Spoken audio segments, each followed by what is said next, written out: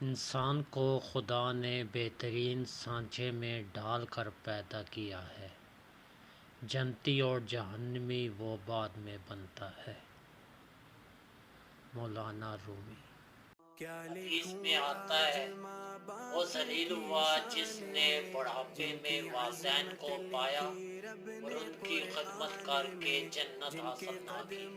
آپ صلی اللہ علیہ وآلہ وسلم کا ارشاد ہے، جس شخص نے قسم کھا کے مسلمان کا حق ناجائز طور پر مال لیا تو اللہ نے ایسے آدمی کے لیے دوزخ واجب کر دی اور جنت کو اس پر حرام۔ اگر تو کسی ایک شخص کی بھی تکلیف دور کر دے تو یہ زیادہ بہتر کام ہے بنسبت اس کے تو حج کو جائے اور راستے کے ہر پڑاؤ پر 1000 رکعت نماز پڑھتا جائے۔ نبی اکرم صلی اللہ علیہ وآلہ وسلم نے فرمایا، میرے پاس جبرائیل علیہ السلام پڑوسیوں کے حقوق کے لیے اتنے احکام لے کر آئے کہ مجھے شک ہو گیا کہ کہیں پڑوسی کو وارث نہ بنا دیا جائے۔